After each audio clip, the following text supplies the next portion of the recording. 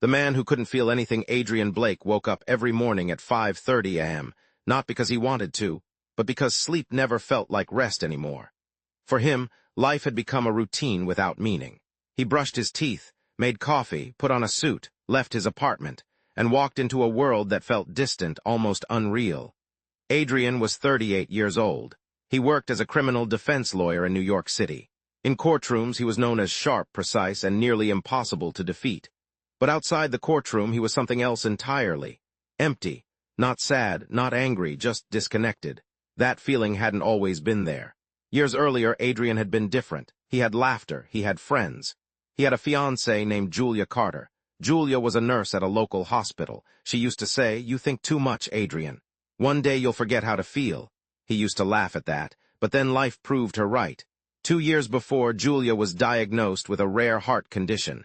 At first, it seemed manageable, treatable, hopeful. But slowly things changed. Hospital visits became longer, smiles became rarer. Then came the night everything ended. A sudden complication during surgery, a failed recovery, and silence. After that, Adrian didn't cry much. He didn't scream, he didn't break things, he simply stopped feeling.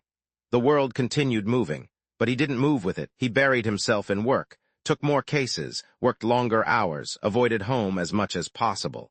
Because home reminded him of everything he lost. One rainy evening, Adrian was assigned a new case. A teenage boy named Marcus Reed was accused of theft and assault. The case looked simple on paper, but something about Marcus's file felt off. The boy had no prior record, a broken home, no stable support system, and a history of being in the wrong place at the wrong time. Adrian met him in the detention center. Marcus was 16. Thin, quiet, eyes full of anger and fear at the same time. "You're my lawyer?" Marcus asked. "Yes. You gonna help me or just pretend like everyone else?" Adrian paused. "I don't pretend." Marcus laughed bitterly. Sure, at first Adrian treated it like any other case. Evidence, witnesses, strategy, logic. But the more he investigated, the more uncomfortable he became. Things didn't add up. The case felt rushed. Witness statements were inconsistent. And Marcus's story kept changing, but not in the way liars change stories. In the way scared people forget details. One night, Adrian stayed late in his office reviewing files. Rain tapped against the glass window, the city lights blurred outside, and for the first time in a long time he felt something faint. Not emotion, not sadness, just curiosity. The next day he visited Marcus again. "What happened that night?" Adrian asked. Marcus hesitated, then said quietly, "Nobody listens when I talk." "I am listening." A long silence followed, then Marcus spoke. He talked about being in the wrong neighborhood, about running from a group of older boys, about a store window breaking behind him, about a man chasing him, about fear taking over everything. Adrian didn't interrupt, he just listened, and something unfamiliar stirred inside him.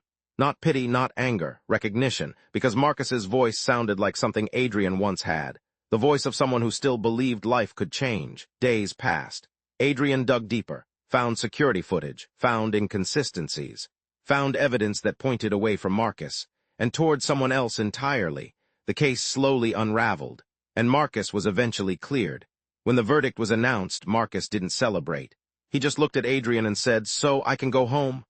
"Yes," Adrian replied. Marcus hesitated. "Why'd you help me?" Adrian opened his mouth, then stopped, because he didn't know the answer, not yet. That night Adrian walked through the city alone. Rain had stopped.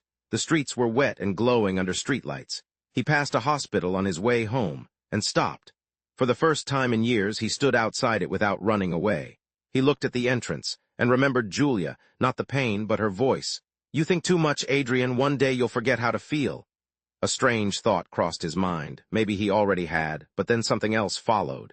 Maybe feeling wasn't gone. Maybe it was just buried. Weeks turned into months.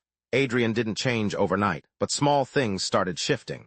He began visiting a community legal clinic once a week, helping people who couldn't afford lawyers. He stopped saying cases and started saying people. He listened more, spoke less, and slowly the emptiness didn't feel as heavy. One afternoon he received a letter, no return address. Inside was a handwritten note. It said, "You didn't just defend me, you reminded me that I matter." Marcus Reed Adrian read it 3 times, and for the first time in years something broke inside him, not pain, but release. That night he cried, quietly, not because he was weak, but because he had finally started feeling again. Years later, Adrian stood in a small courtroom, not as a high-profile lawyer, but as someone who chose meaning over status. He looked at a young client sitting nervously in front of him, and instead of treating him like a file, he saw a person who still had time to change. And as he spoke to the jury, Adrian realized something simple but powerful. Sometimes the heart doesn't stop working, it just forgets how to speak. And all it takes is one moment of honesty, one act of listening, to bring it back to life again.